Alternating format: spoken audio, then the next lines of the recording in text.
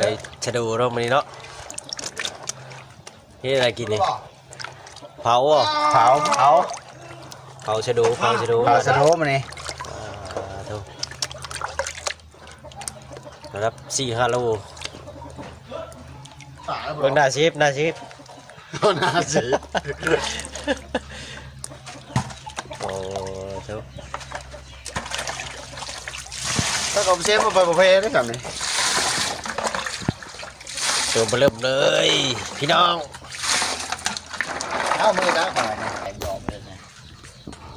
พร้อมเอาน้ำคนทำเนี่ยเอาน้ำ ได้มื้อนี้ได้ลายแนวกินมื้อนี้เนาะ ได้ไทยก็เฮ็ดได้ โอ้ยเชอรี่เกียม เฮ้ยจ่ายมีหมอนี่ได้ไหนได้ โอ้มื้อนี้ได้อาหารดีเนาะ3 เมนูได้หนูพุกพร้อมรัดเผาได้ตอนนี้โอ้ได้หนูพุกนี่ดึกบ่ดึก ยังไงล่ะ เผา เอาหัวใหม่แล้ว ถอดคนก่อน ก็ไปเป็นผมแล้วไป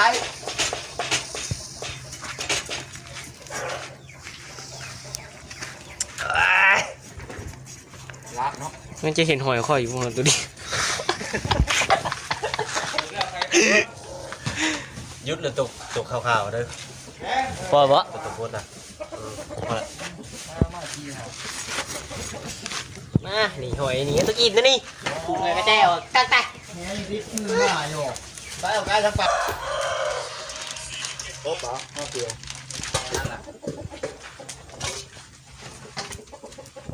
แล้วมันตัดต่อได้แหละ นี่น้อยเบิ่งเอาได้ แหวเอาไปยืนได้นอนเอานี่อามึงไง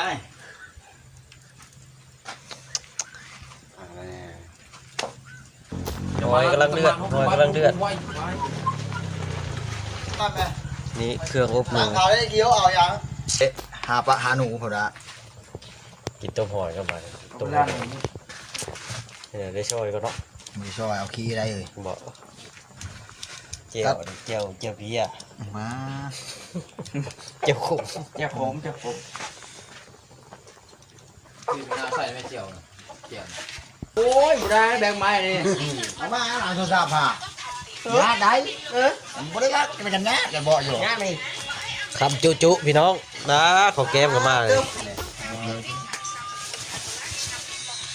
นี่ จุ๊บอีกแล้ว คลิปก่อนได้โอ้